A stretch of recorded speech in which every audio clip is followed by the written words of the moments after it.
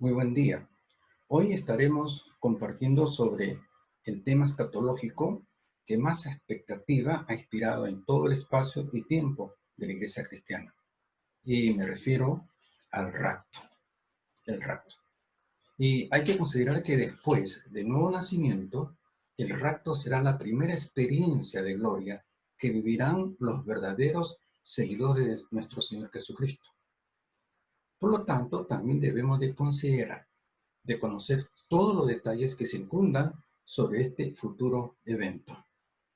El rapto prácticamente será una experiencia futura que ha sido advertida desde el Génesis, porque allí encontramos muchas sombras proféticas debidamente diseñadas para advertirnos y anticiparnos sobre pormenores y circunstancias que circundan sobre este futuro acontecimiento. Es por eso que la razón por la que todo creyente, no, luego de haber tenido una experiencia soteriológica de salvación, ahora tiene que observar, ¿no?, todo el mecanismo de un carácter soteriológico o escatológico en cuanto al futuro, es decir, al rapto, ¿no?, que es la primera, el primer acontecimiento que está dentro del marco de la escatología que enseña la palabra del Señor. Entonces, debemos estar preparados para este primer evento escatológico, que el día y la hora, pues nadie la sabe. Jesucristo dijo, pues el día y la hora nadie la sabe, sino mi Padre que está en los cielos. Y para ello vamos a abrir nuestra Biblia para leer el Evangelio según San Juan, en el capítulo 14, del versículo 1 hasta el versículo 4. Y leemos la palabra del Señor en el nombre del Padre, del Hijo y del Santo Espíritu, y dice así: No se turbe vuestro corazón, creéis en Dios, creed también en mí. En la casa de mi Padre muchas moradas hay. Si así no fuera, yo os lo hubiera dicho. Voy pues a preparar lugar para vosotros. Y si me fuere y os prepararé lugar, y si me fuere y os prepararé lugar, vendré otra vez, y tomaré a mí, y os tomaré a mí mismo, para que donde yo estoy, vosotros también estéis. Y sabéis a dónde voy, y sabéis el camino. Qué interesante esta declaración de Jesús. Dice que Él se va a preparar un lugar para nosotros, y dice que va a venir, ¿no?, para que donde Él esté, nosotros también estemos. ¿Y cuándo y cómo se va a cumplir esta promesa? ¿En qué circunstancias va a acontecer esta gran promesa de nuestro Señor Jesucristo? Es una interesante pregunta, ¿no? ¿Cuándo será el tiempo que se cumpla esta promesa, donde el Señor venga y levante su iglesia, ¿no? Y está haciendo una gran promesa, ¿no?, que estaremos con Él, que estaremos donde está Él, donde habita Él, donde reina Él.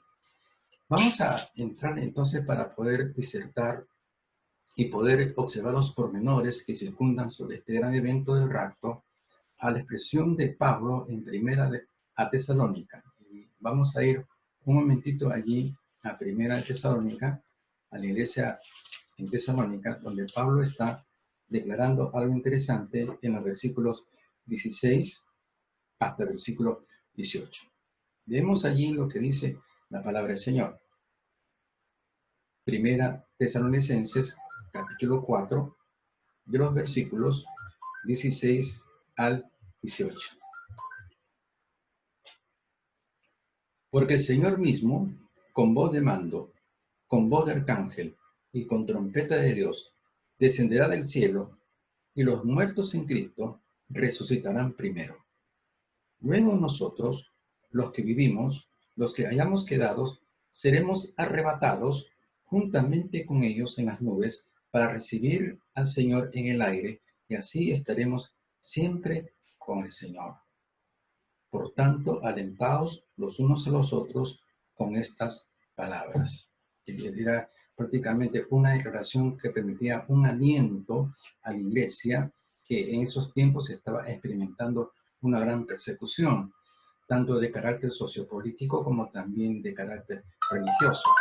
Entonces vemos aquí algo interesante y una palabra donde tenemos que disertar un poquito cuando dice en el versículo 17, dice, luego nosotros, los que vivimos, los que hayamos quedado, seremos arrebatados. Arrebatados. Una palabra que ha creado un poquito de incertidumbre, un poquito de meditación, un poquito de discusión en cuanto si la palabra adecuada sea meramente como está escrito arrebatamiento o rapto, porque algunos discrepan sobre la frase rapto y dicen, bueno, la Biblia no habla de rapto, ¿no? Porque aquí la Biblia tiene que observar qué es lo que más conviene en su educación cristiana, especialmente en los calificativos, en los términos importantes, y cuanto más si tiene un carácter o un contexto de carácter escatológico, para que nos permita una definición clara que nos permita aprender mejor los asuntos futuros o posteriores. Entonces, cuando dice aquí la palabra arrebatamiento, seremos arrebatados. La palabra arrebatamiento viene en su etimología, viene de un vocablo hebreo que significa arpazo. Arpazo. Arpazo significa toma repentina. Es una toma urgente, sin previo aviso. Eso es lo que significa arpazo, una toma repentina, una toma urgente y sin previo aviso. Esa definición etimológica de arrebatamiento, que es arpazo, entonces describe exactamente el acontecimiento, los pormenores, porque va a ser una toma, dice, sorpresiva y urgente. O sea, sorpresiva en el sentido sin aviso previo. Entonces, eso concatena más, tiene mucha coherencia, mucha fuerza y coherencia con la expresión de Jesucristo cuando dijo, velad y orad, porque no sabéis el día ni la hora. Está diciendo prácticamente que viene un arpazo, sin previo aviso y urgente. Entonces, la palabra rapto, la frase rapto, que es la palabra original, es la etimología de la palabra arrebatamiento, es la más adecuada y la más perfecta, la que más concatena con ese glorioso acontecimiento que se va a manifestar de manera prácticamente impensada, porque Jesús ya le dijo claramente de que vendrá como ladrón en la noche, de una manera sorpresiva, y advierte, velad, velad, velad y orad, porque no sabéis el día ni la hora. Entonces pensamos etimológicamente que la palabra rapto es la más adecuada porque concatena mejor con esa expresión sorpresiva y urgente que se va a manifestar cuando Jesucristo levante a su iglesia gloriosa. Bien, queríamos simplemente ver la importancia de la frase rapto, que aunque no está escrita en la Biblia, porque ha sido una transcripción del griego al castellano, entonces es una palabra latina, una palabra hispana, pero si comenzamos a escudriñar un poquito, a desgranar la historia, la cultura, la etnografía, la biología, entonces vamos a tomar una etimología de la frase arrebatamiento, y nos encontramos de que viene la palabra rapto, y rapto ya sabe usted lo que significa, ¿no? Entonces, es el significado de rapto, que es el arpazo, que es el rapto, es una toma urgente, es una toma repentina, sin aviso previo, que describe los pormenores que circundan, cronológicos que circundan sobre el rapto, que uno no conoce ni la hora, ni el día, ni el año. Más sin embargo, podemos calcular por las profecías. En el libro de Oseas, capítulo 6, en el versículo 2, encontramos algo muy interesante, ¿no? Encontramos un dato que nos puede ayudar más o menos a visualizar los tiempos. Y el día ni la hora no la conocemos, pero sí podemos conocer el tiempo en el cual Dios nos permite que podamos conocer, ¿no? Ese día cuando cuando Cristo puede venir por la iglesia. Dice Oseas capítulo 6, versículo 2, es algo importante, dice, nos dará vida después de 2 días. En el tercer día nos resucitará y viviremos delante de él. En el tercer día nos resucitará y estaremos delante de él. Para Dios, un día, usted sabe, son como si fueran 1000 años. Tercer día podemos aplicarlo, pues en ese contexto, 3000 años. Estamos en el tercer milenio. Claro que esta apreciación, esta percepción está dentro del marco de la hipótesis, de algo posible pero no probado. Es posible que en este milenio haya esa gloriosa manifestación. Quizá en el año 2800 o 2900 o 2600 o 2004, etc. No sabemos, que bien puede ser esta tarde o esta noche o después de esta disertación o a la mitad de esta disertación que acontezca el arrebatamiento.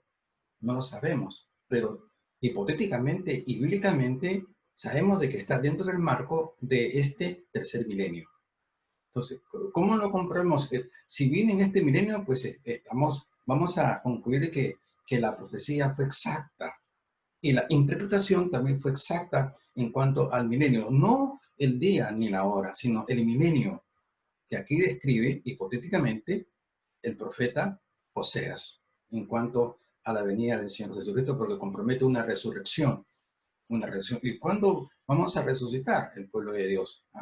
Cuando pues se manifieste el Señor, no, suene la última trompeta y los muertos en Cristo resucitarán primero. Bien, entonces estamos viendo algunos pormenores que se encuentran sobre este importante acontecimiento escatológico postrero o futuro que es el rapto. Bien, hay una pregunta interesante también. ¿Por qué Dios y para qué Dios nos libra, nos arrebata, ¿no? Que viene de manera urgente, repentina y sin previo aviso, ¡pum!, nos levanta. ¿Por qué? ¿Por qué el arrebatamiento? ¿De qué cosa nos evita o nos libra Dios? ¿No? ¿Por qué nos saca intempestivamente de este sistema terreno? ¿Por qué? Si damos una definición científica o una definición cósmica en cuanto a lo que es el rapto es una traslación interespacial de la iglesia. ¿Por qué es una traslación interespacial? Porque somos trasladados de un espacio a otro espacio. Estamos en un espacio terreno y seremos trasladados a otro espacio celeste. Por lo tanto, en estos términos cósmicos, el rapto es una traslación interespacial de la iglesia, que la iglesia es trasladada de un espacio terreno a un espacio celeste. Bien, esa es ¿cómo se llama? La definición, una de las definiciones de lo que es el rapto. Pero, ¿por qué esa traslación? Porque Dios de manera sorpresiva, de manera repentina, hace que suframos, vayamos a sufrir esa experiencia de traslación, así, urgente. ¿Por qué nos arrebata? ¿Por qué nos rapta, por decir? ¿Por qué? Porque algo tiene que ocurrir en este sistema terreno. Entonces, a la pregunta, ¿por qué Dios, ¿no? Crea el rapto o ha establecido el rapto? ¿Por qué? ¿Cuál es cómo se llama el propósito del rapto? Y el propósito también tiene que tener una respuesta de carácter bíblica, porque hay dos grandes motivos bíblicos por los cuales Dios, ¿no?, nos arrebata. Nos arrebata sorpresivamente, nos arrancha este sistema terreno. Porque nos va a librar, uno, de la angustia de Jacob, la angustia de Jacob. Dos, de la ira del Cordero. Vamos a definir, ¿no?, los pormenores que circundan sobre la, la- la ira del Cordero y también sobre la angustia de Jacob. Para hablar de esta liberación del Señor que nos libera, que nos arrebata y nos libra de la ira, o sea, de la angustia de Jacob, vamos a observar lo que dice la Biblia en el libro de Jeremías, capítulo 30, versículo 7. Jeremías 37. Jeremías 37. Vamos a leer aquí. Dice, Jeremías 37. Dice, cuán grande es aquel día, tanto que no hay otro semejante a él. Tiempo de angustia para Jacob, pero de ella será librado. Tiempo de angustia para Jacob, pero de ella será librado. Está hablando de la liberación de una terrible angustia que se traduce en una gran tribulación que va a experimentar el pueblo israelita. Sí, donde la gran tribulación está cobrando el punto culminante más extenso, lleva a un clímax, ¿no? Lleva a un momento importante, crucial de sufrimiento, de angustia, de aflicción, de persecución, de despojo, terrible, como nunca antes había experimentado algún ser humano en alguna nación o tiempo o espacio de la historia. El sufrimiento del pueblo israelita, que está acá simbolizado por la figura de Jacob, angustia de Jacob, o sea, la angustia que va a experimentar en ese día terrible los judíos en el tiempo de la tribulación, sencillamente porque aquellos especialmente que no creyeron en el Señor Jesucristo, aquellos que dijeron que Jesucristo simplemente era un profeta más y que no era el Hijo de Dios, que no era el Mesías, ¿no? Contra aquellos que renegaron contra Jesucristo, que reniegan contra Jesucristo, a quienes se exponen a Jesucristo como Dios, etc. Entonces, esta angustia de Jacob no la vamos a experimentar nosotros, precisamente que Jesucristo viene por su iglesia para evitar todo esas angustias terribles que se van a experimentar en la gran tribulación. Y sabemos de que el pueblo israelita va a sufrir esa experiencia, porque está manifestado y también profetizada y advertida por el apóstol Pablo en la carta de los Romanos, capítulo 11. Vamos a ir un momentito al libro de Romanos, capítulo 11, de versículos 22 hasta el 23. Romanos 11, versículos 22 y 23. Y aquí tenemos algo interesante.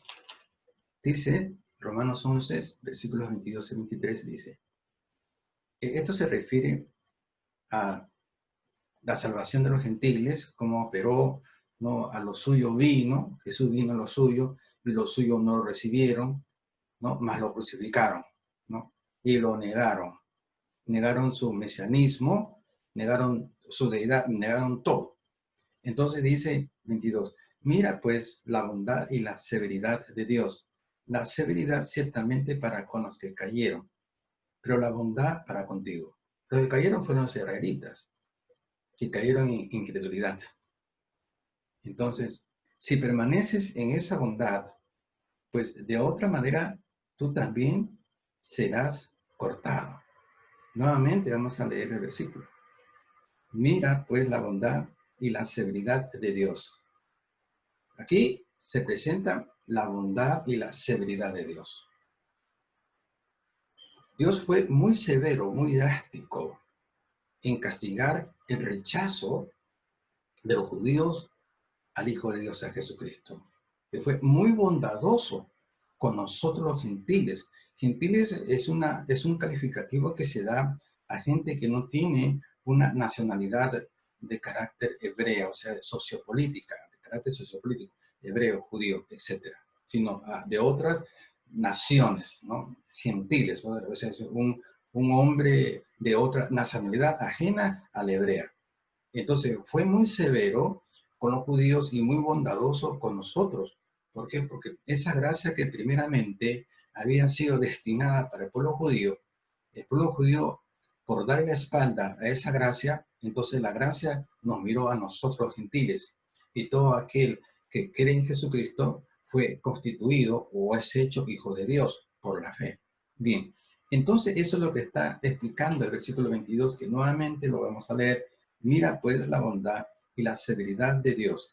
La severidad ciertamente para con los que cayeron, los israelitas, de incredulidad, ¿no? Pero la bondad para con nosotros, para contigo.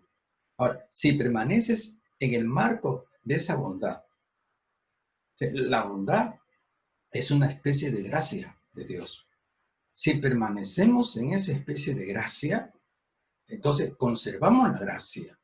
Pero si hay unas defecciones en las cuales nosotros no las corregimos, no las superamos, no nos arrepentimos y las abandonamos, pues va a ser muy severo con nosotros. ¿Por qué? Porque dice, termina, si permanece en esa gracia, en esa bondad, pues de otra manera, si pierdes la bondad y la gracia, de otra manera, tú también serás cortado. Ajá, ajá, cortado. O sea que, si Dios me tiende una cuerda que viene hacia el cielo, entonces esa cuerda de salvación, no solamente salvación, sino que esa cuerda me va a conducir a la gloria eterna, a la eternidad. Entonces, yo estoy bien trepado, bien seguro en esa cuerda de la salvación y que me conduce hacia la gloria eterna en Dios.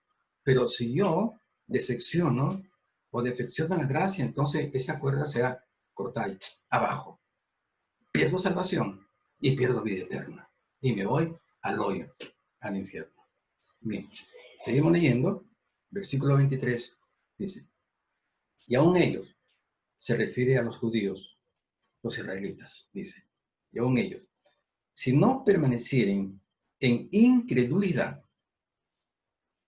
o sea que ya si se sacan el chip de que Jesucristo no fue el enviado de Dios, si sacan, cambian de chip y cambian un chip real, entonces dice la Biblia, nuevamente, 23, y aún ellos, si no permanecieren en incredulidad, serán injertados. Ajá, injertados, ¿dónde?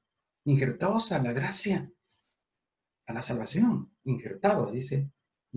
Pues poderoso es Dios para volverlos a injertar. Poderoso es Dios. Es ahí donde se cumple Jeremías 37, de que Dios lo va a liberar, lo va a insertar, lo va a volver a injertar en esa gracia salvadora de Cristo. ¿Pero dónde? Después que han pasado la gran tribulación. Ellos serán salvos, pues, en una experiencia de persecuciones atrozas que estaremos describiendo en la segunda parte de estos temas escatológicos, porque en la otra parte vamos a hablar sobre la gran tribulación. Entonces, es competencia muy aparte de esto, sino que estamos describiendo nosotros o respondiendo a la pregunta, ¿por qué el rapto? Porque Dios nos quiere librar precisamente uno de la ira de Jacob, porque no estaremos en la gran tribulación experimentando esas experiencias que está advirtiendo Pablo en su palabra y que advierte el profeta Oseas. Nos libra de eso, de esa terrible angustia que van a experimentar la gran tribulación, ¿no? Entonces, algunos, pues, hay varias posiciones en cuanto al rapto. Unos dicen que apuestan por la post-tribulación y otros por la pre-tribulación. Otros se ponen en el medio, que unos dicen de que el rapto se va a ocasionar en medio de la tribulación. Otros, como nosotros, es ante la tribulación. Otros después de la tribulación. Entonces, si fuese después de la tribulación, nosotros comenzamos a describir todas las aflicciones, las angustias, las experiencias de dolor que se van a vivir, a experimentar en los tiempos de la gran tribulación. Entonces, disculpen usted por esta expresión tan peyorativa, esta expresión tan criolla, esta expresión un poquito coloquial. Si la iglesia de Cristo sería arrebatada después de la gran tribulación, ¿cuál sería el chiste del rapto? O sea, que para que nosotros seamos salvos, o sea, las personas la iglesia que se quede en el tiempo que venga Cristo, no se cuentan los que murieron porque ya están en el Señor. O sea, los que se quedan en el tiempo del rapto, o sea, no basta que que lleven una vida de santidad, no basta que lleven una vida de irreprensibilidad, sino que como condición para irse al cielo, es que tienen que sufrir todas las barbaridades, todos los excesos de tribulación, todas las aflicciones de dolores en la gran tribulación, es el precio de la salvación. Yo creo que pensar así es un pensamiento, una idea un poco mitológica, un poco utópica, no, una idea falaz, una idea prácticamente apócrifa. Entonces, yo no estoy bíblicamente de acuerdo de que el rapto se va a experimentar o se va a dar después de la gran tribulación. Oye, no quiero adelantarme a los horrores de la tribulación porque es un tema que estamos preparando para la próxima sesión escatológica, pero es inconcebible a todas luces bíblicas y teológicas admitir que el rapto se dará después de la tribulación. Eso no es bíblico. No solamente en mi criterio y percepción personal, sino bajo el lente de la luz de la palabra del Señor. Entonces, de las cosas con las cuales se manifiesta el rapto, el Señor nos libra de la angustia de Jacob y también nos va a librar de la ira del Cordero. Y eso lo podemos apreciar en el libro de Apocalipsis, en el capítulo 6. Vamos un momentito al capítulo 6, versículos 16 y 17. Apocalipsis, capítulo 6, versículos 16 y 17. Dice, y decían los montes y las peñas, caed sobre nosotros y escondémonos del rostro de aquel que está sentado sobre el trono y de la ira del Cordero, porque el gran día de su ira ha llegado. ¿Y quién podrá sostenerse en pie? Aquí está hablando del día de la ira del Cordero. 17 nuevamente, porque el gran día de su ira ha llegado.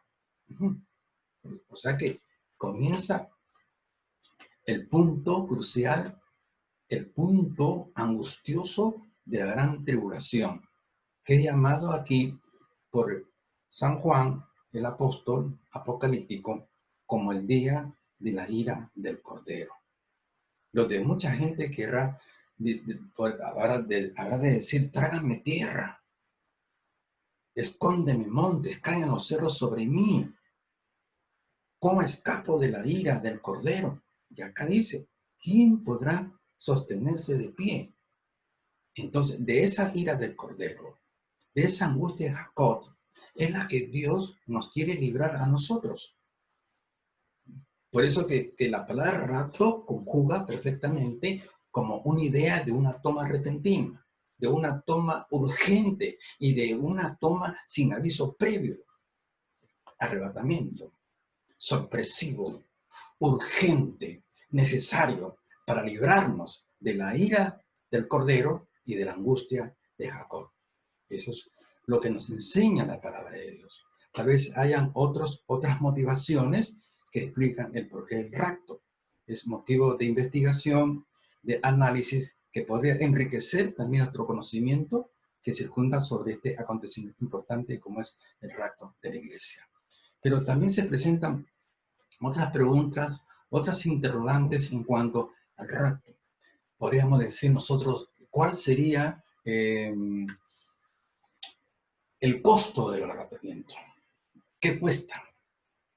Bueno, pensamos bíblicamente que el hecho de ser tenidos en cuenta, ¿no?, de estar en la lista de los que van a ser arrebatados, ¿no?, eso tiene un precio, un costo, porque Dios conoce la lista de los creyentes que van a ser arrebatados.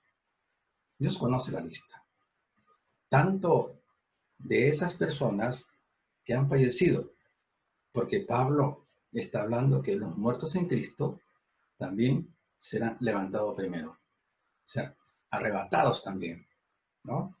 Los muertos en Cristo.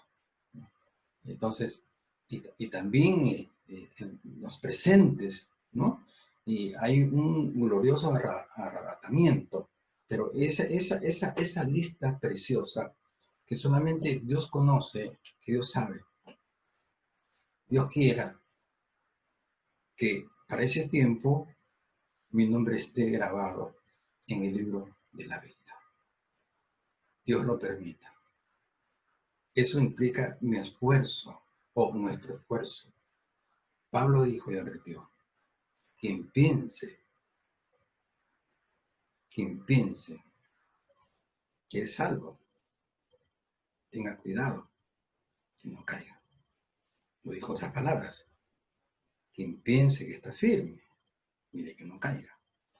Entonces, esto nos pone, elimina toda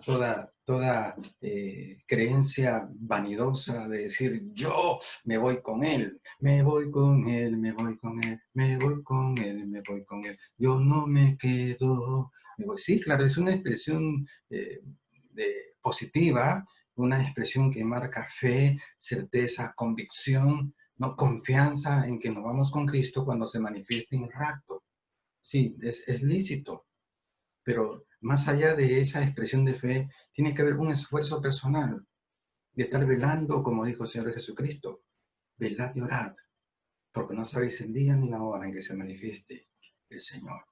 Bien, entonces, que Dios nos agarre en ese tiempo, si es que vivimos todavía para esa experiencia gloriosa, estar insertos nuestros nombres en el libro de la vida, para que seamos tenidos por dignos de escapar de la angustia de Jacob y de la ira del Cordero. Entonces, ¿cuál es el costo que a la iglesia cristiana tenemos que pagar para que nosotros seamos dignos de estar en la lista de los que van a ser arrebatados por el Señor? Hay un costo de fidelidad, un costo de servicio y un costo de santidad. La fidelidad, el servicio y la santidad son los componentes espirituales, son los componentes ministeriales, son los componentes morales que son necesarios, que hay que tener en cuenta, porque eso es lo que va a asegurar nuestra presencia. Si estamos en el tiempo, si vamos a estar en el tiempo del rapto, pues estos son los valores importantes, no solamente para los que vamos a estar o no vamos a estar, porque la iglesia actual tiene que permanecer en estos tres puntos vitales, el punto de la fidelidad, el punto del servicio, el punto de la santidad. La santidad es importante, pero la santidad va combinado con el servicio, y el servicio y la santidad va combinado con la fidelidad al Señor. Son tres puntos importantes que la iglesia ha tenido que experimentar a lo largo de la historia. Por ejemplo, en el punto o en el costo, el precio que hay que pagar para ser tenidos, de ser arrebatados en aquel día glorioso, es la fidelidad. O sea, la fidelidad tiene que ver con nuestra conducta en los tiempos de persecución, en los tiempos de gran problemática, donde el problema que se suscita de cualquier carácter, sea económico, físico, no nos obligue esa problemática a traicionar de una u otra manera a nuestro Señor Jesucristo. Por ejemplo, se suscita una enfermedad, ¿no? Una enfermedad muy letal, muy peligrosa, por no decir un cáncer. Entonces, ¿cómo se llama? El doctor que hace el respectivo análisis de esta enfermedad en el creyente, y el doctor le dice, tenga cuidado porque hay que usar un medicamento de más potencial, ¿eh? De más potencial curativo o biológico, o que pueda permitir estancar el avance en la enfermedad, porque parece, mi amigo, que usted está pasando por una etapa de metástasis. La metástasis es cuando el cáncer ya ha invadido a otros órganos internos, ya ha comprometido los riñones, el hígado, el esófago, el páncreas, está subiendo los, etcétera, esa es metástasis. Entonces, en esa desesperación, entonces, Pudiera ser de que algún cristiano dice, bueno, la ciencia médica no encuentra para mí todavía una solución a mi problema físico que tiene, pero me han dicho que hay un brujo buenazo, hay un curandero buenazo que puede solucionar mi problema. Entonces, allí es donde Dios va a observar la fidelidad del creyente. Maldito el hombre que confía en el hombre y su corazón se aparta del consejo de Dios, de la advertencia de Dios, se aparta de la fidelidad a Dios. Entonces, esta fidelidad va a tener que ser probada también, no solamente como la fe. La fe tiene que ver mucho con la fidelidad. Y entonces, uno de los grandes precios, uno de los grandes costos de la iglesia tiene que cancelar y experimentar para ser tenido en cuenta en el rato de la fidelidad. En Apocalipsis 20:10 encontramos algo importante donde Dios advierte a la iglesia y dice que el diablo dice que los va a capturar por un tiempo de 10 años, de 10 días, dice, y le dice, sé fiel hasta la muerte y yo te daré, dice, la corona de vida. Dice que el diablo dice que lo iba a acosar a la iglesia por un periodo de 10 días, los iba a meter en la cárcel, cárcel de aflicción, cárcel de tribulación, no la gran tribulación, porque tribulación, el concepto tribulación es uno, que tiene un carácter un poco microscópico, pequeño, y gran tribulación tiene un concepto más macroscópico, o sea, más grande. O sea, no confundamos la tribulación que tiene que experimentar la iglesia con la gran tribulación que va a experimentar los que no son iglesia. ¿Sí? Entonces, cuando estamos viendo allí en Apocalipsis 2:10, la advertencia del Señor por medio de Juan, y aquí que el diablo os echará en la cárcel por un periodo de 10 días, pero sé fiel hasta la muerte y yo te daré la corona de vida. Sí, es que se venían tiempos de tribulación. Esta parte de Apocalipsis que estamos narrando 2:10 ya no pertenece a una esfera escatológica, sino histórica. Fue una profecía que se cumplió en los tiempos de los reyes que presidieron a la iglesia, ¿no? Diocleciano, Nerón, Maximino Tras, Decio, Valeriano, Aureliano, Taciano, que eran gobernadores que durante 3 siglos comenzaron a maltratar y perseguir a la iglesia cristiana. Por eso cuando dices 10 días habla de 10 tiempos, 10 tiempos habla de 10 dispensaciones de carácter de emperadores, de jerarquías, de 10 emperadores romanos que en el transcurso de 3 siglos maltrataron a la iglesia.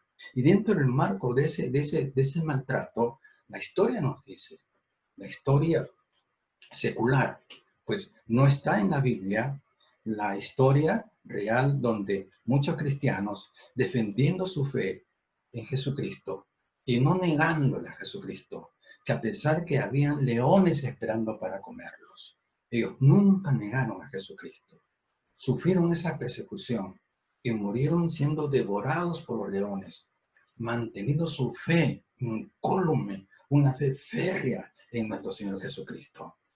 Pagaron un precio de fidelidad.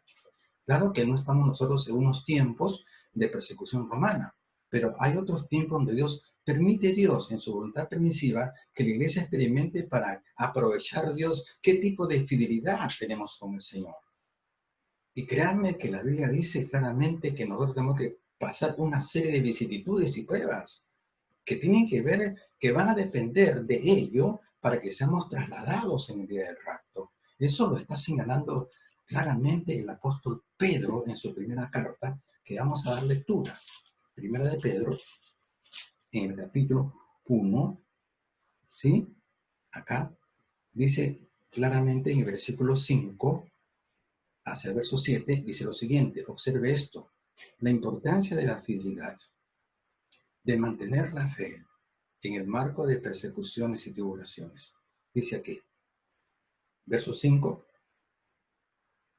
que sois guardados por el poder de Dios mediante la fe, para alcanzar la salvación que está preparada para ser manifestada en el tiempo postrero. Ojo, salvación que está manifestada en el tiempo postrero. Oye, qué interesante palabra. Manifestación, dice, preparado para hacer una salvación que está, ¿qué cosa? Que se va a manifestar en el tiempo postrero. Dice, para alcanzar la salvación que está preparada para ser manifestada en el tiempo postrero.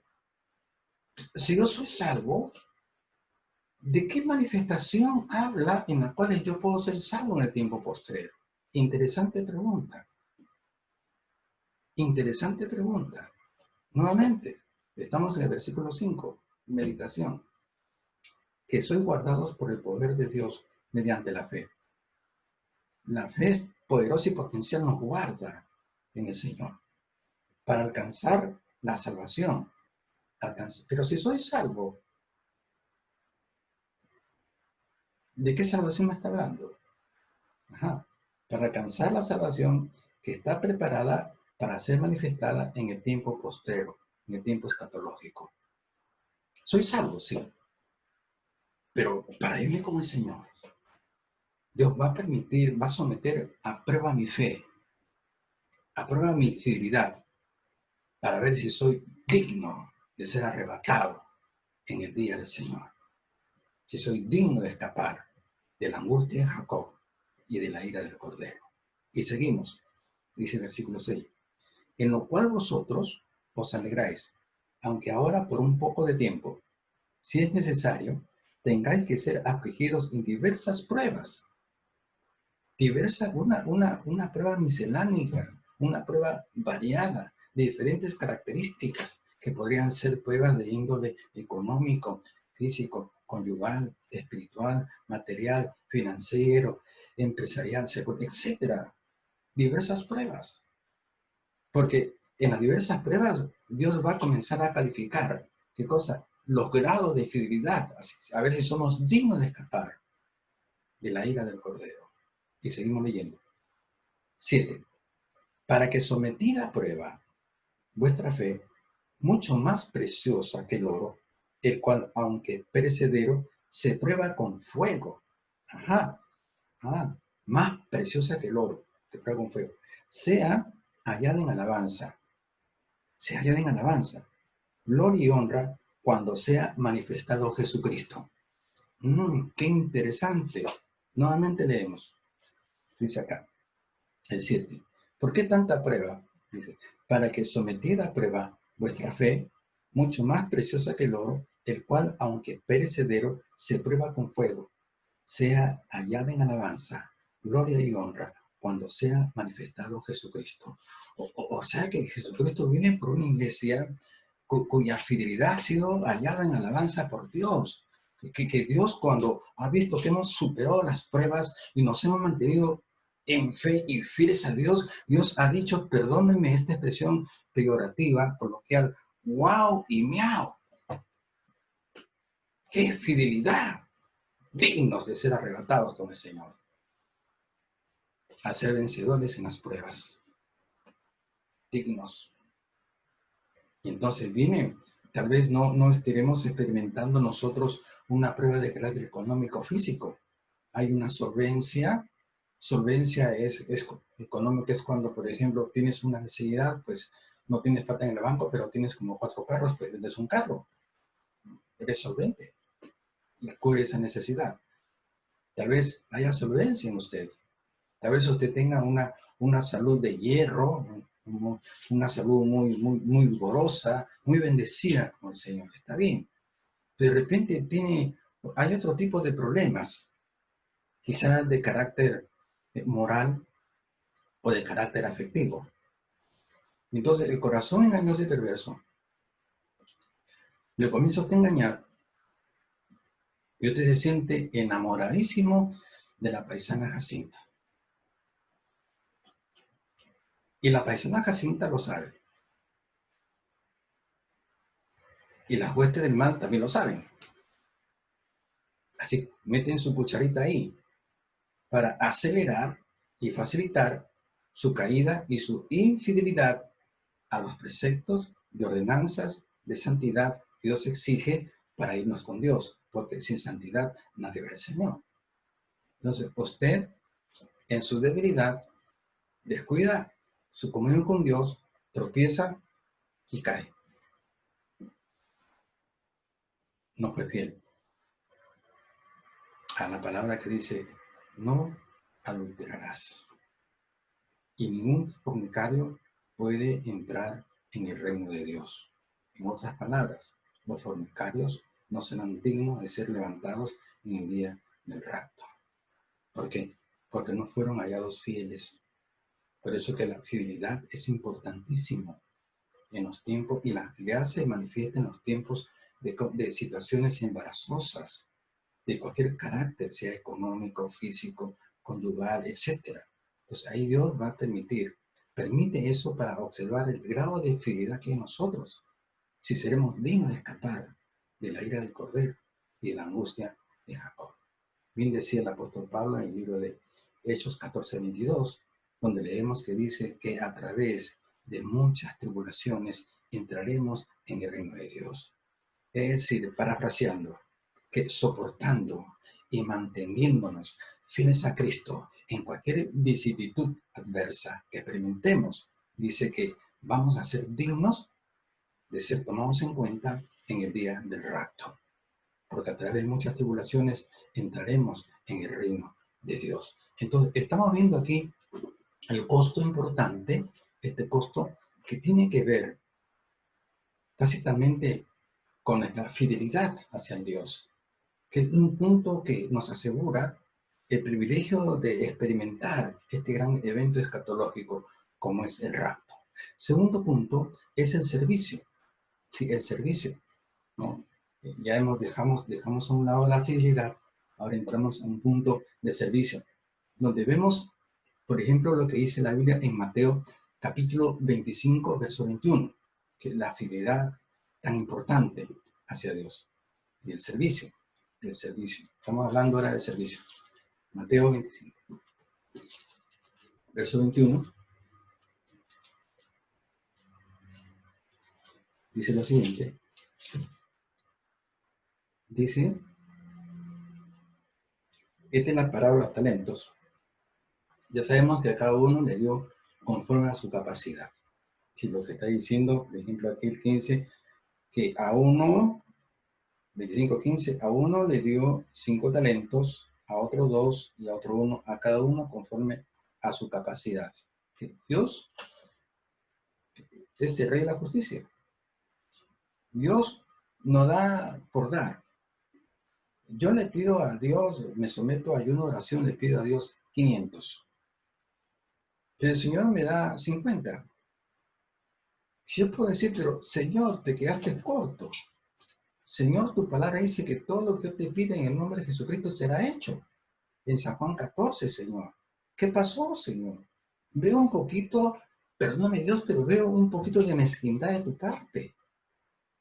Señor, yo he sido fiel contigo. Señor, te pido 500. ¿Y por qué me das 50? No es porque Dios sea mezquino, sino que nos da conforme a nuestras capacidades. Él sabe lo que nos compete. Él sabe lo que nos corresponde. Él conoce nuestras medidas. Tenemos una medida de 1 litro. Estamos pidiendo 10 litros. En la iglesia primitiva, ¿cómo se repartía justicia social? Justicia social, ¿cómo se imponía ahí en la iglesia primitiva? Dice que a cada uno se le daba conforme a su necesidad. Si habían 10 personas y habían 100 panes, pues en la repartición, lo justo, entre comillas, sería repartirle 10 panes a cada uno. Pero eso no sería una verdadera justicia si se ve el contexto de necesidad. Por ejemplo, esta persona sí, tiene 10 hijos. La otra persona tiene 5 hijos. Y la otra persona tiene 2 y la otra no tiene hijos. ¿Por qué le voy a dar yo 10 panes a esta persona que tiene 10 hijos? Igual que tiene 10, y esta persona no las tiene. ¿Por qué le voy a dar 10 panes? Si no tiene hijos que mantener. Yo le voy a dar 10 panes a la persona que necesita. Y le voy a dar 5 conforme a su necesidad. Porque la política del reino es que Dios da conforme a las capacidades y conforme a las necesidades. En toda petición que hagamos a Dios, tenemos que considerar este principio del reino. Considerar mi nivel de capacidad y mi nivel de necesidad. Y conforme a esas capacidades, conforme a esas competencias de necesidad y debilidad, es donde Dios va a actuar conforme a nuestra medida de necesidad, a nuestra medida de debilidad. Porque tenemos un Dios tan poderoso que puede suplirnos en nuestra necesidad y puede fortalecernos en nuestra debilidad. Entonces, Dios da conforme a las capacidades. Bien, y en esta parábola encontramos que cuando le da a unos talentos y encuentra aquí un servicio excelente y fiel, donde se combina el servicio, el ministerio y la fidelidad, que implica que un ministerio fiel a sus convicciones, ¿no? Suma también para que seamos dignos de ser tomados en cuenta para el día del rapto. Un ministerio fiel es cuando, si Dios me dice, bueno, hijito, yo a ti te puse a sembrar y a ti te puse a plantar. Pero bueno, pero si Dios me puso como sembrador y pues se me antojó plantar también, pues me estoy yendo contra un principio establecido por Dios, que me dio un ministerio conforme a mi competencia individual y personal. Tengo que ser fiel al ministerio. No es justo, dijeron los apóstoles en la antigüedad, que nosotros tengamos que hacer papeles de mayordomos de la mesa, mayordomos domésticos, gastronómicos, para dejar la palabra. No es justo. Bueno, eso hablaremos también en otros puntos en cuanto al ministerio de Jesús. Bien, pero aquí encontramos, aquí en Mateo 25, versículo 21, para hablar de servicio, dice, su Señor le dijo, buen siervo y fiel. Siervo y fiel. Servicio. Sazonado. Condimentado con la fidelidad. Un condimento muy adicional, muy importante en el servicio es la fidelidad. Bien, siervo fiel a tu ministerio, a tus competencias, a tu servicio, a tu trabajo. Fiel, dice. Bien, buen siervo y fiel. Un buen siervo se caracteriza no solamente por su amplio servicio, sino por su fidelidad en el servicio. Y el Señor le dijo, bien, buen siervo y fiel, sobre poco has sido fiel, sobre mucho te pondré. Entra en el gozo de tu Señor. Apto para irse. Entra. Estás en la lista. Buen siervo y fiel. Fiel a tus principios. Principios ministeriales. Fidelidad. Trabajo excelente. No como para el hombre, sino como para el Señor. Sí, y es un contexto muy importante que lo encontramos aquí en el libro de Colosenses, en el capítulo 3. Yo quiero ir con usted, porque estamos hablando de fidelidad en el servicio también.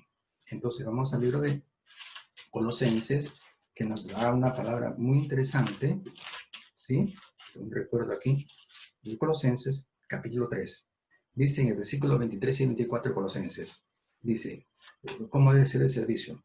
Fiel y que agrada a Dios. Dice, 3:23 de Colosenses dice, y todo lo que hagáis, hacedlo del corazón, como para el Señor y no para los hombres, como para el Señor. Un servicio que tú hagas como de corazón, que ese mismo Señor Jesucristo se pudiese materializar en estos momentos. Y nos dice, por favor, necesito que vayan a limpiar mi casa, que se ha convertido en un nido de ratones, en un nido de cucarachas y de insectos. Necesito que limpien mi casa, por favor. Oye, si Jesús se materializa para decirnos, hermanos, compramos la mejor escoba, ponemos nuestra mejor disposición y lo hacemos corriendo y con todas nuestras energías, con toda nuestra fuerza. ¿Qué importa que nos desmayemos por causa del Señor? Pero ¿por qué no trabajamos con ese ímpetu? ¿Por qué no trabajamos en la viña, Señor, y lo servimos con esa energía espiritual, con esa potencia, con ese aditivo de cariño, de amor, de afecto por el Señor, como para el Señor y no como para con los hombres? Vayamos pensando, el costo, el costo que implica ser arrebatados en ese día glorioso, el servicio fiel. Entonces, seguimos leyendo. Versículos 23 y 24. Y todo lo que hagáis, hacedlo de corazón como para el Señor y no para los hombres, sabiendo que del Señor recibiréis la recompensa de la herencia que es porque a Cristo el Señor servís. Mire qué interesante el 14. Sabiendo que del Señor recibiréis la recompensa de la herencia.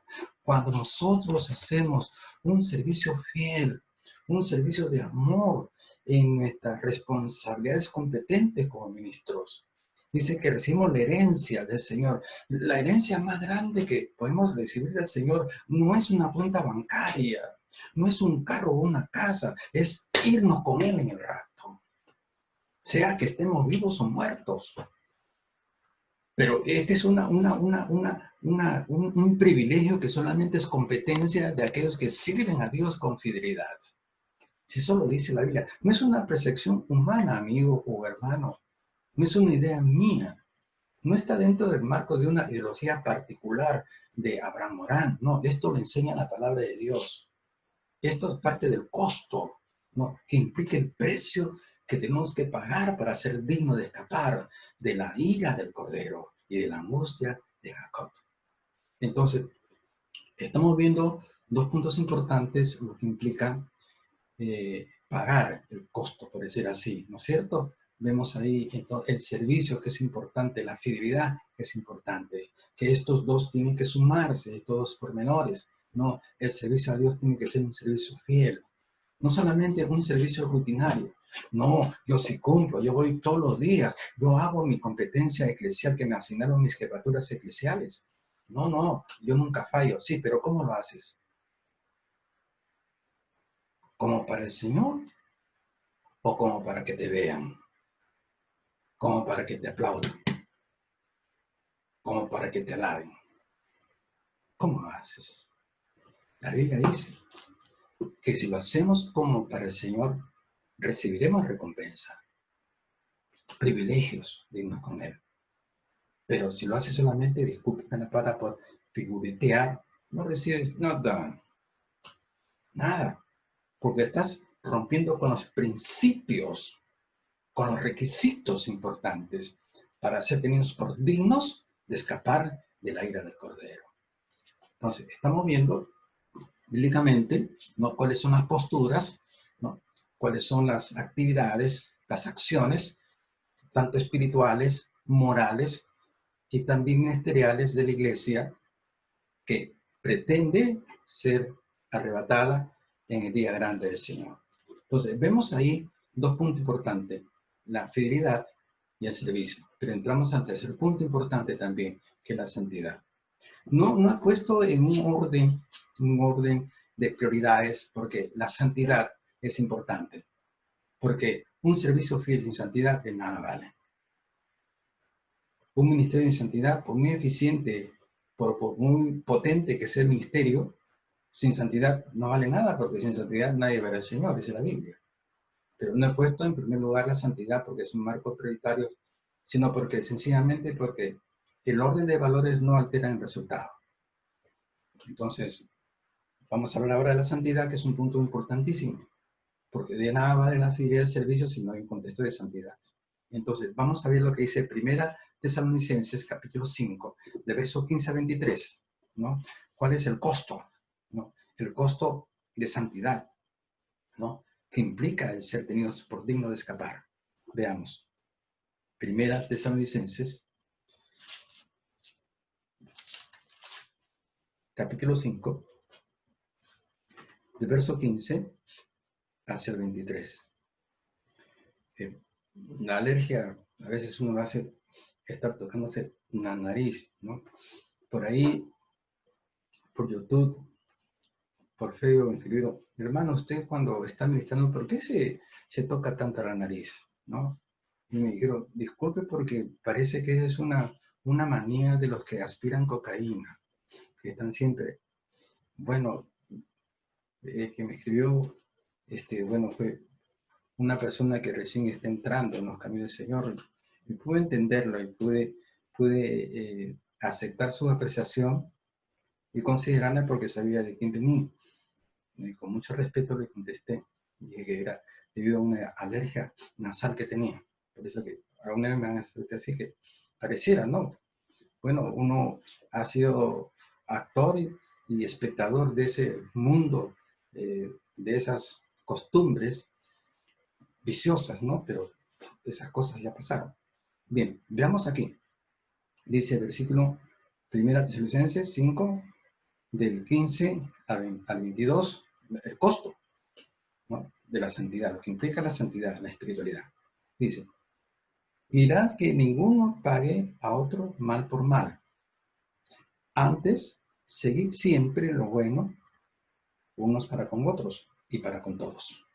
Mira lo que dice, mirad que ninguno pague a otro mal por mal.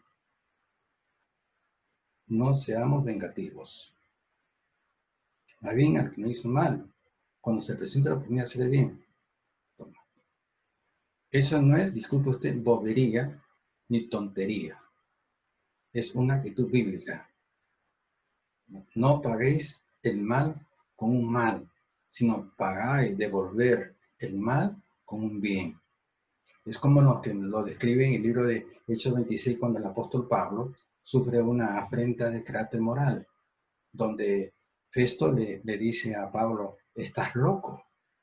Pues, y si examinamos la etimología de la palabra loco en griego, pues vamos a encontrarnos de que le está diciendo, está Pablo, oye, tú eres un paranoico, eres un esquizofrénico, eres un psicópata.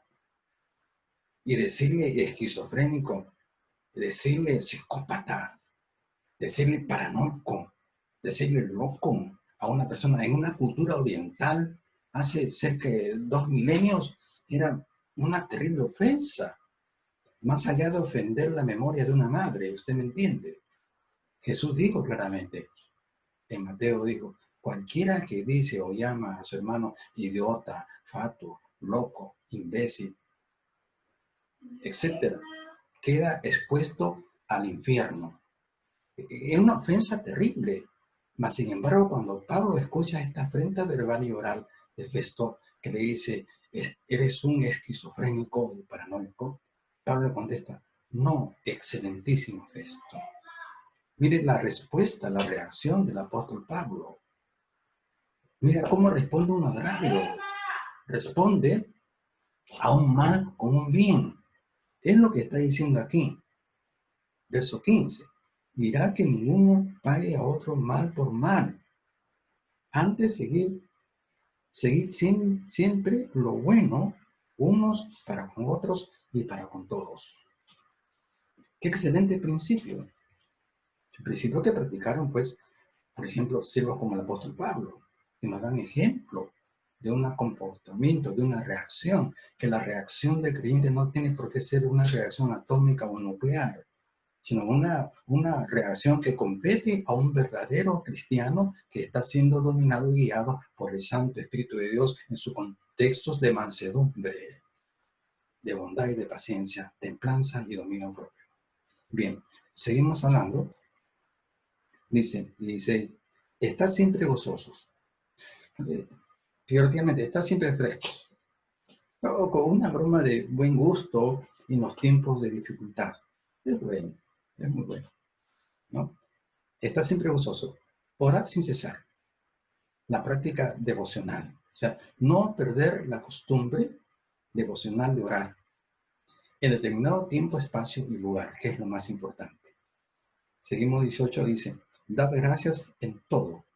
Da gracias en todo porque esta es la voluntad de Dios para con nosotros en Cristo Jesús.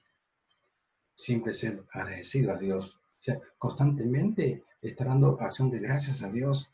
Levantarse, Señor, gracias por el aire que respiro.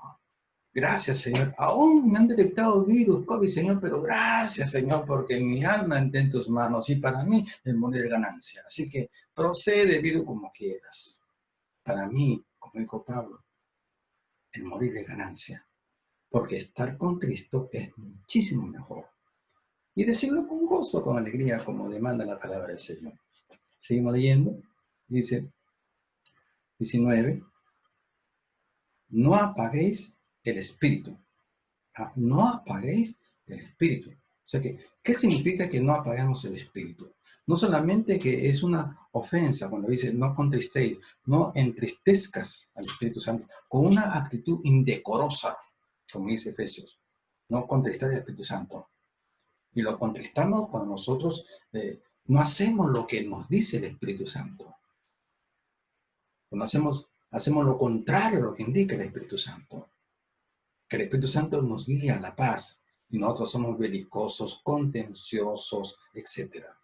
Revanchistas, picones, como se dice. No, estamos contristando al Santo Espíritu de Dios allí. Seguimos leyendo. Dice, no apagues el espíritu. O sea, no apagues qué cosa. Mientras que contristarlo significa, tiene un contexto de una actitud amoral. Aquí tiene otro contexto. El apagar el espíritu es como decir, no apagues el fruto del Santo Espíritu de Dios. No apagues, no mengues. Amor, gozo, fe, paz, paciencia, templanza, bondad, benignidad y mansedumbre. No las apagues. Si las tienes apagaditos, no escaparás de la ira del Cordero. Porque los que son guiados por el Santo Espíritu de Dios, estos son hijos de Dios. O sea, los que son guiados por el amor, por el gozo, la fe, la paz, la paciencia, la templanza, la bondad, mansedumbre, etcétera, etcétera. Contra ellos no hay ley, dice el apóstol Pablo. Qué interesante, qué interesante. Y seguimos viendo las condiciones prerrapto. Estas son las condiciones del prerrapto en su contexto espiritual. Bien, seguimos leyendo. 20. No menospreciéis las profecías. No menospreciemos las profecías bíblicas, hagiográficas, porque la palabra profética más segura es esta. No ignoremos la palabra profética, la más segura. Después vamos a entrar en detalles sobre las profecías, las históricas y las modernas. Entonces, 22 me dice, 21, examinarlo todo, retener lo bueno. Tengo que estar examinando todo, ¿para qué cosa? Solamente para captar lo bueno, imitar lo bueno y proceder a lo bueno. Y voy a examinar la vida de Jesús. Voy a examinar la vida de los profetas, de los apóstoles. Voy a examinar el perfecto que es Jesucristo. Es mi mayor opción, la opción más primordial, la prioridad más perfecta e interesante de imitar la acción de Cristo, porque dijo, ejemplos he dado, para que así como yo he hecho, ustedes también lo hagan. Examinarlo todo, pretender lo bueno. Que también tiene otros contextos que determinaría más tiempo poder explicar la implicancia de examinarlo todo y retener lo bueno. Pero seguimos adelante, que cuando ya hemos cumplido nosotros con estas condiciones de pre-rapto, o sea, antes del rapto, ya hemos concluido, hemos estado trabajando y manifestando fidelidad en el servicio en sí, ministerio, y también una actitud de santidad, una espiritual. Entonces viene esto, dice 23, y el mismo Dios de paz os santifique por completo, y todo vuestro ser, espíritu, alma y cuerpo, sea guardado irreprensible para la venida de nuestro Señor Jesucristo. Ajá. Estamos hablando de estas condiciones espirituales que el creyente tiene que adoptar y practicar ante el rapto para ser tenidos en cuenta para la venida del Señor por su iglesia. No en la segunda venida, porque no hay que confundir lo que significa el rapto y la segunda venida. La segunda venida será después de la gran tribulación. donde Jesús ya viene con su pueblo que se levantó en el rapto. O sea, 7 años antes. Llega a la iglesia, rapto, y después de 7 años, culminó la tribulación, viene Jesucristo con su iglesia a establecer un reino milenial, que también estaremos compartiendo sobre el reino milenial después de la lección de la tribulación que estaremos dando por estas vías, por estos canales. Bien, entonces vemos aquí el precio a pagar. El precio a pagar para ser tenidos como dignos en el día del rapto. Vemos la fidelidad, vemos el servicio, vemos la santidad, que tienen que coalicionarse, tienen que aliarse estos tres principios. Sin santidad nadie verá al Señor. Que la santidad es el contexto importante del servicio, de la fidelidad. Si una fidelidad sin santidad no vale.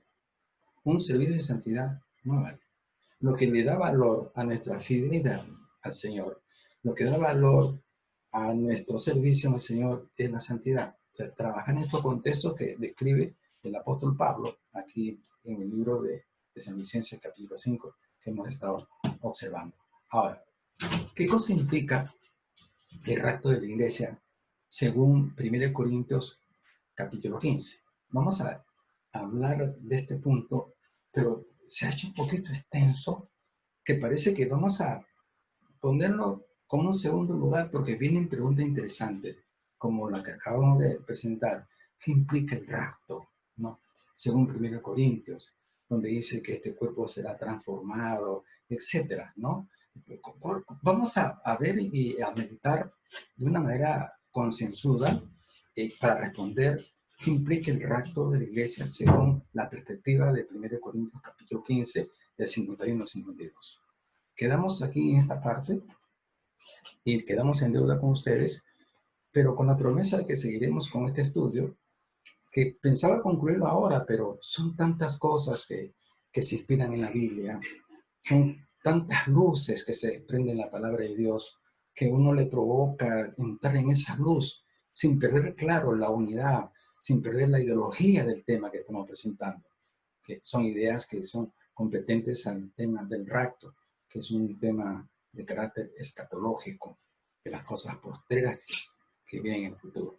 Pero al menos esta pequeña enseñanza, tengo fe de que va a crear una conciencia, ¿no?, muy apropiada para estar alertas, que esta enseñanza tenga la virtud en el Señor de poder, ¿qué cosa? Fortalecer, ¿no?, una conciencia, ¿no?, de tener que velar, ¿no?, porque el día y la hora nadie la sabe.